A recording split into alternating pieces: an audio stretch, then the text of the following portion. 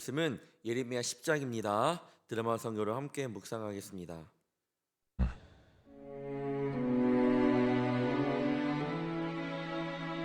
이스라엘 집이여, 여호와께서 너희에게 이르시는 말씀을 들을지어다.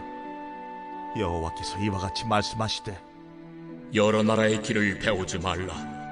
이방 사람들은 하늘의 징조를 두려워하거니와 너희는 그것을 두려워하지 말라. 여러 나라의 풍습은 헛된 것이니 삼림에서 벤 나무여 기술공의 두 손이 도끼로 만든 것이라. 그들이 은과 금으로 그것에 꾸미고 못과 장도리로 그것을 든든히 하여 흔들리지 않게 하나니 그것이 둥근 기둥 같아서 말도 못하며 걸어다니지도 못하므로 사람이 메어야 하느니라. 그것이 그들에게 화를 주거나 복을 주지 못하나니 너희는 두려워하지 말라 하셨느니라. 여호와여, 주와 같으니 없나이다. 주는 크시니 주의 이름이 그 권능으로 말미암아 크시니이다. 이방 사람들의 왕이시여, 주를 경외하지 아니할 자가 누구리이까? 이는 주께 당연한 일이라. 여러 나라와 여러 왕국들의 지혜로운 자들 가운데 주와 같은 이가 없음이니이다. 그들은 다 무지하고 어리석은 것이니 우상의 가르침은 나무뿐이라. 다시스에서 가져온 은박과 우바스에서 가져온 금으로 꾸미되 기술공과 은장색의 손으로 만들었고 청색 자색 옷을 입었나니 이는 정교한 솜씨로 만든 것이거니와 오직 여호와는 참 하나님이시요 살아계신 하나님이시요 영원한 왕이시라. 그 진노하심에 땅이 진동하며 그 분노하심을 이방이 능히 당하지 못하느니라. 너희는 이같이 그들에게 이르기를 천지를 짓지 아니한 신들은 땅 위에서 이 하늘 아래서 망하리라 하라. 여호와께서 그의 권능으로 땅을 지으셨고 그의 지혜로 세계를 세우셨고 그의 명철로 하늘을 펴셨으며 그가 목소리를 내신즉 하늘에 많은 물이 생기나니 그는 땅 끝에서 구름이 오르게 하시며 비를 위하여 번개치게 하시며 그 곳간에서 바람을 내시거늘 사람마다 어리석고 무식하도다. 은장이마다 자기의 조각한 신상으로 말미암아 수치를 당하나니 이는 그가 부어 만든 우상은 거짓 것이요 그 속에 생기가 없음이라. 그것들은 헛것이요 망령되이 만든 것인즉 징벌하실 때에 멸망할 것이나 야곱의 분깃은 이같이 아니하시니 그는 만물의 조성자여 이스라엘은 그의 기업의 지파라. 그 이름은 만군의 여호와시니라. 에워싸인 가운데에 앉은 자여, 내 짐꾸러미를 이 땅에서 꾸리라. 여호와께서 이와 같이 말씀하시되, 보라, 내가 이 땅에 사는 자를 이번에는 내던질 것이라. 그들을 괴롭게 하여 깨닫게 하리라. 슬프다 내 상처여, 내가 중상을 당하였도다. 그러나 내가 말하노라. 이는 참으로 고난이라. 내가 참아야 하리로다. 내 장막이 무너지고 나의 모든 줄이 끊어졌으며 내 자녀가 나를 떠나가고 있지 아니하니 내 장막을 세울 자와 내 휘장을 칠 자가 다시 없도다. 목자들은 어리석어 여호와를 찾지 아니하므로 형통하지 못하며 그 모든 양떼는 흩어졌도다. 들을지어다. 북방에서부터 크게 떠드는 소리가 들리니 유다 성읍들을 황폐하게 하여 승냥이의 거처가 되게 하리로다. 여호와여, 내가 알거니와 사람의 길이 자신에게 있지 아니하니 걸음을 지도함이 걷는 자에게 있지 아니하니이다. 여호와여, 나를 징계하옵시되 너그러이 하시고 진노로 하지 마옵소서. 주께서 내가 없어지게 하실까 두려워하나이다. 주를 알지 못하는 이방 사람들과 주의 이름으로 기도하지 아니하는 족속들에게 주의 분노를 부으소서. 그들은 야곱을 씹어 삼켜 멸하고 그의 거처를 황폐하게 하였나이다 하니라. 아멘. 오늘 새벽도 이렇게 주님 앞에 나온 우리 성도님들을 환영하고 축복합니다. 오늘 말씀의 주제는 24절에 있는 여호와여 나를 징계하옵시되 너그러이 하시고 라고 한번 정해보았습니다. 예레미야 7장에 제가 말씀을 전하면서 1절에 이렇게 시작된다고 하였습니다. 여호와께로부터 예레미야에게 말씀이 임하니라. 자, 오늘도 첫 번째 1절을 보면 이와 비슷합니다. 이스라엘 집이여, 여호와께서 너희에게 이르시는 말씀을 들을지어다. 하나님께서 계속 선지자를 통해 말씀하시는 것은 말씀을 들으라라는 겁니다. 신앙은 바로 하나님의 말씀을 들음에서부터 시작이 됩니다. 그래서 말씀을 듣고 또 들어야 합니다. 그럴 때 하나님께서 부어주신 은혜가 분명히 있습니다. 같은 말씀이어도 말씀 읽을 때마다 계속 새롭습니다. 이게 하나님께서 주시는 말씀의 힘이 아닐까 싶습니다. 당연히 말씀을 듣지 않고 예배를 사모하지 못하는 자는 그 신앙이 자라나기가 어렵죠. 오늘 또 어떤 말씀으로 이 말씀을 가지고 우리에게 어떠한 믿음을 굳건케 해주시는지, 우리 믿음을 어떻게 부어주시는지 한번 보도록 하겠습니다. 2절과 5절을 보면 이방 나라의 길을 배우지 말라고 하십니다. 2절부터 한번 보겠습니다. 여러 나라의 길을 배우지 말라. 이방 사람들은 하늘의 징조를 두려워하거니와 너희는 그것을 두려워하지 말라. 지금은 정말 좋은 시대를 살아가고 있는 것 같습니다. 우리 성도님들도 많이 느낄 겁니다. 특히 예전에 그런 어려운 시절을 겪은 우리 성도님들이라면 지금의 시대가 얼마나 더 화려하고 얼마나 좋은지 모르겠습니다. 여기 계신 모두 분들이 휴대폰이 상용되기 전에 그 상황을 한번 기억해 보면 좋을 것 같은데, 지금의 상황들을 한번 상상이나 해보셨을까요? 네, 쉽지 않았을 겁니다. 휴대폰으로 사진을 찍는 것조차도 신기했습니다. 그거는 저도 느꼈었거든요. 네, 저도 초등학교 때 핸드폰 기종의 스카이라는 핸드폰에 처음으로 외부 카메라를 설치하는 그런 것을 한번 보았는데, 어떻게 이런 것이 있을까? 네, 화질도 좋지 않은데 너무나도 신기했던 것이 기억이 납니다. 이제는 동사무에서 처리하는 것도 컴퓨터로 뿐만 아니라 휴대폰으로 다 가능합니다. 제가 저번 주에 산후조리원에서 퇴소를 했는데, 그래서 이제 그 전에 아기를 위해서 캠을 설치를 했습니다. 예전에는 CCTV라면 굉장히 비싼 거, 나는 나와 좀 먼 거, 그냥 교회나 뭐 공공 건물에나 있는 거라고 생각할 수 있는데, 이제는 집에나 2대나 설치했습니다. 거실에 하나, 안방에 하나. 그래서 아이를 모니터링 하고 있습니다. 그래서 오면서도 계속 잠을 안 자길래 새벽부터 일어나서 계속 보면서 왔습니다. 참 좋은 시대인 것 같습니다. 하지만 그럼에도 아직까지 미신이 성행합니다. 아무리 과학이 발전하였어도 인간의 연약함은 변하지 않기 때문입니다. 그래서 신년만 되면 그 담임 목사님께서 말씀하셨던 것처럼 이들의 많은 이들이 오래훈, 취업운, 그런 재물운 등을 보기도 한다고 말씀을 하셨습니다. 실제로 타로도 굉장히 많이 보고요. 정말로 많이 있습니다.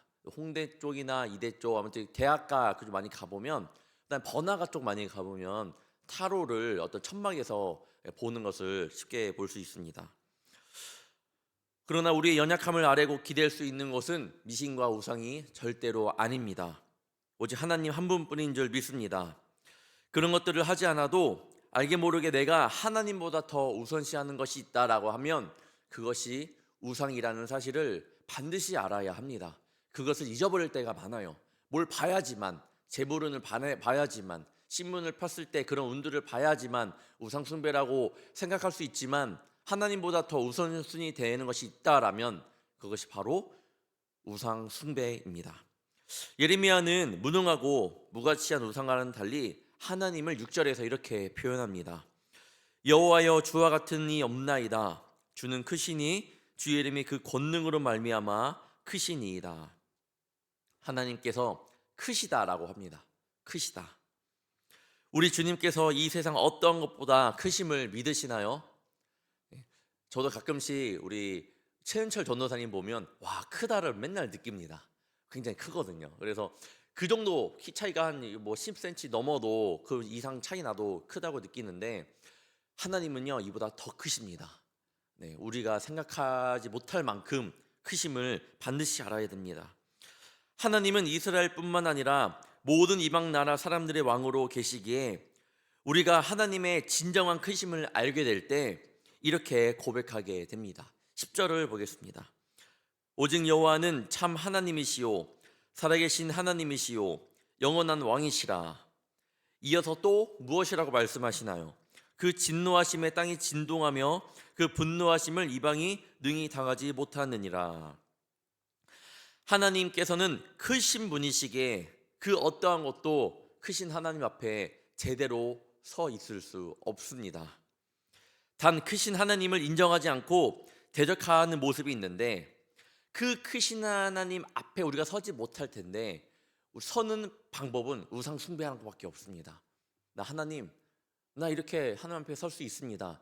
이거는 내 마음이 무너졌을 때, 주님 앞에 무너졌을 때, 우상 숭배할 때 가능하다라는 거예요. 그때 하나님의 진노하심은 땅이 진동할 정도라고 말씀하고 있습니다. 누군가 큰 소리를 내서 고막이 아픈 적이 있으셨나요? 어릴 때 그런 장난을 많이 치죠. 친구들 뒤에 몰래 가서 소리를 꽥 지르는 겁니다. 굉장히 고막이 아픕니다. 그 정도도 아니죠. 제가 군대에 있을 때 90mm 무반동총을 하는 화기중대에 있었습니다. 쉽게 말해 나라라 슈퍼보드의 이 저팔계가 들고 있는 그 총을 들고 다녔었는데 그때 제가 한번 총을 당연히 쏴봤겠죠. 그 소리가 굉장합니다. 그래서 아마 여기 성도님 중에 155mm라는 최근에도 이제 북한이 한번 총을 대포로 쏘잖아요. 그게 거의 155mm 정도 되는데 그 소리는 엄청난데 저도 이제 그 군대에서 그를 느껴봤을 때 그때 그 감정을 아직도 잊지 못합니다. 정말 시끄럽고 뭐 기막에도 껴도 고막이 터질 듯합니다. 하나님의 진노하심은 저는 말씀을 준비하면서 이보다 더 하겠지? 어떠할까? 너무나 생각해 보니까 마음이 두렵더라고요. 진짜 하나님 잘 믿어야겠구나. 그냥 우리가 점 같은 거, 타로 같은 거, 운세 보는 거 친구들한테 물어봅니다. 예수 믿는 친구들이 그런 거를 볼 때 물어봅니다. 너 왜 보냐? 왜 보는지 아시나요? 그리스도인들은 왜 해요? 재미야, 재미. 재미로 본다고 합니다. 그런데 저는 말씀을 보면서 하나님의 진노하심을 0.00001%만이라 느껴도 그거 재미로 말 못할 것 같습니다.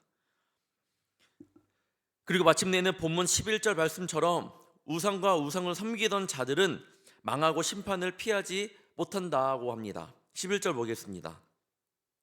너희는 이같이 그들에게 이르기를 천지를 짓지 아니한 신들은 땅 위에서 이 하늘 아래에서 망하리라 하라. 우상 숭배하는 이들은 분명히 망하지만 하나님을 섬기는 이들은 절대로 망하지 않습니다. 우리에게 복을 주시는 분은 오직 하나님 한 분입니다. 우리에게 복을 주시는 분은 하나님 오직 한 분뿐입니다. 2024년 새해를 맞이해서 저희가 우리 새해 복 많이 받으세요라고 함께 인사를 했었잖아요. 진짜 여기 계신 모든 성도님들 새해 하나님께서 주시는 복, 하나님의 뜻 안에서 많은 주님께서 주시는 복만 받으시기를 축복합니다. 세상의 곳에서가 아닌 하나님의 뜻 안에서 예배와 순종과 헌신을 통해 하나님께서 주시는 복 많이 받으시기를 바랍니다. 12절부터 16절에서는 하나님을 소개하면서 그런 우상의 헛됨을 이야기하고 있습니다. 이 우상의 헛됨이 정말 헛되다라는 것을 보여주기 위해 하나님의 그런 모습과 비교하면서 말하고 있습니다. 12절과 13절을 보겠습니다. 여호와께서 그의 권능으로 땅을 지으셨고 그의 지혜로 세계를 세우셨고 그의 명철로 하늘을 퍼셨으며 그가 목소리를 내신즉 하늘에 많은 물이 생기나니 그는 땅 끝에서 구름이 오르게 하시며 비를 위하여 번개치게 하시며 그 곳간에서 바람을 내시거늘. 창세기 1장 1절을 볼 때 우리는 어떤 생각이 드시나요?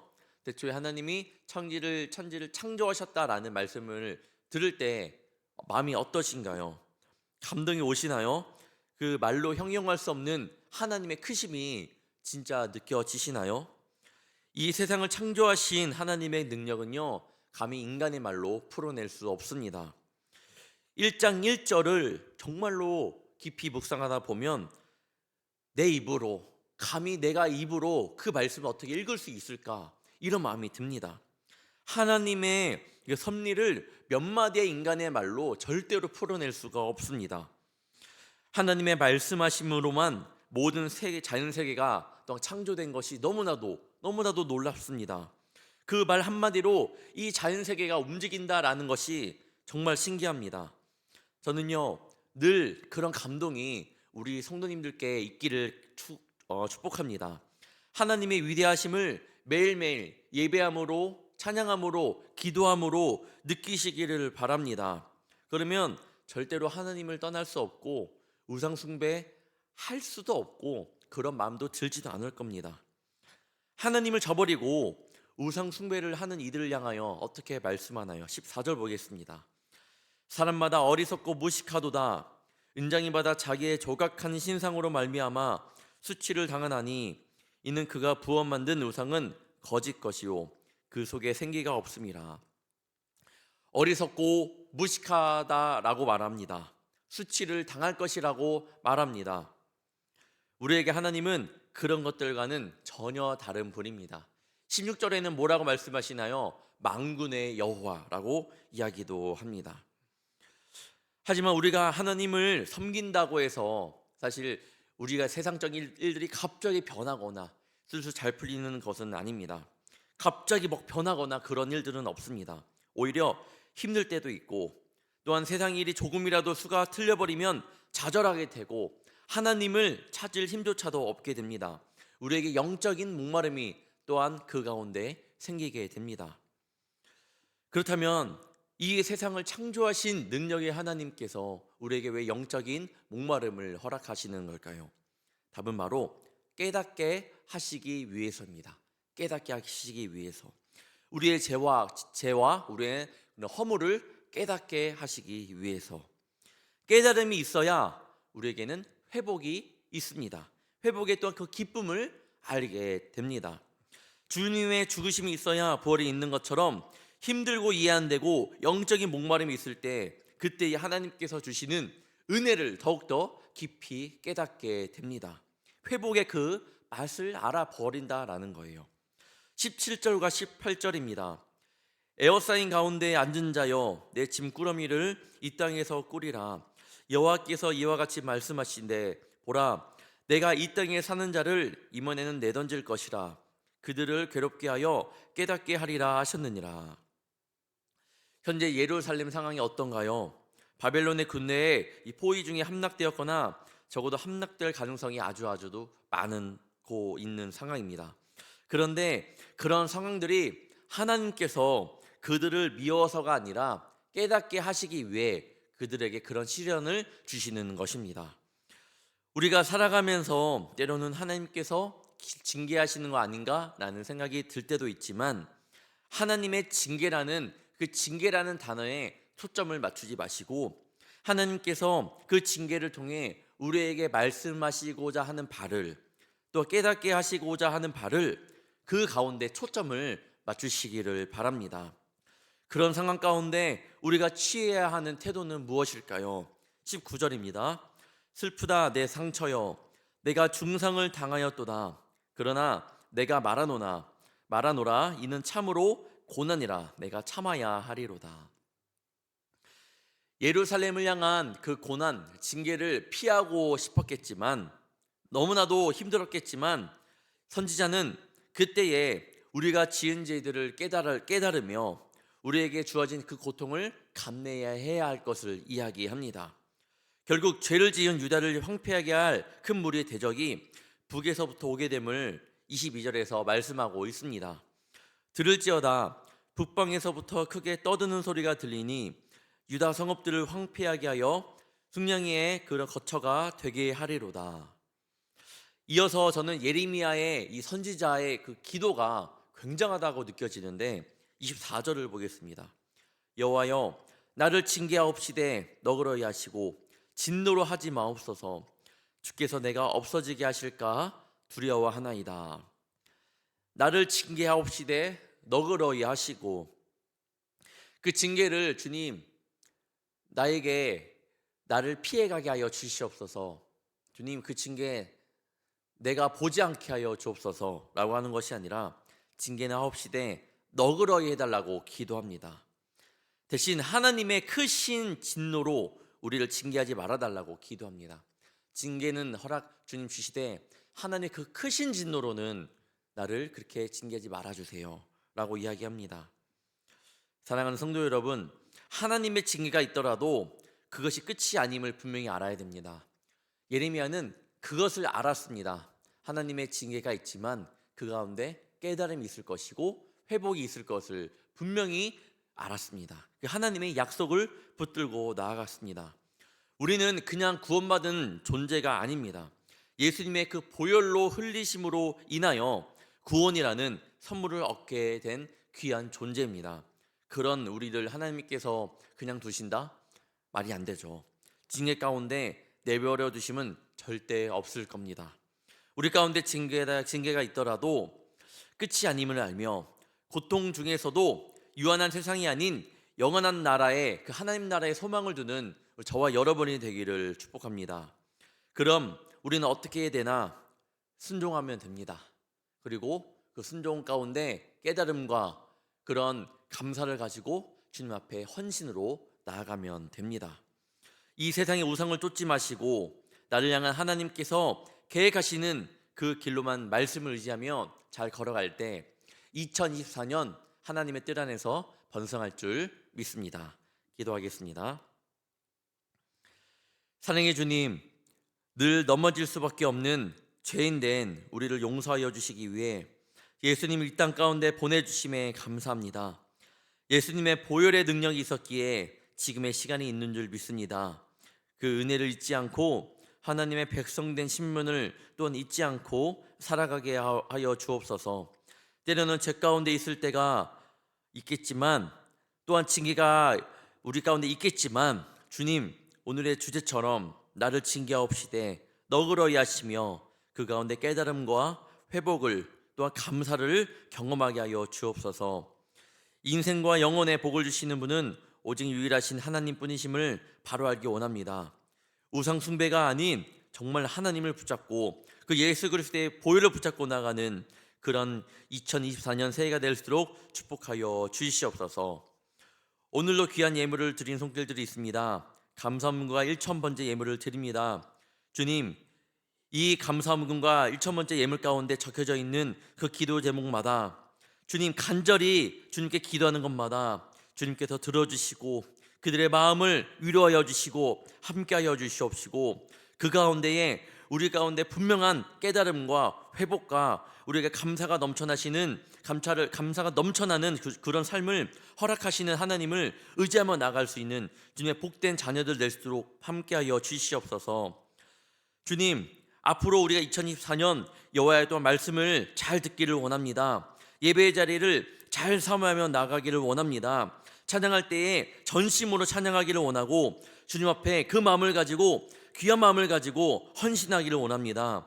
우리 불꽃교회 성도들, 주님 그런 마음으로 주님을 섬기고 주님을 따라갈 수 있도록 도와주시옵소서. 오늘도 피곤하지만 이렇게 주의 전에 나와 말씀을 사모하는 마음으로 말씀을 붙들고 나아갑니다. 승리하게 하시고 성령의 전신갑주를 입어 죄와 싸워 그 승리를 가지고 하나님께 영광 올려드리는 귀한 한 날 될 수 있도록 도와주시옵소서. 오늘도 주님께서 베풀어 주신 은혜 속에 감사한 마음 가지고 나옵니다. 주님께서 함께하여 주시옵소서. 감사하며 이 모든 말씀 예수님의 이름으로 간절히 기도하옵나이다. 아멘.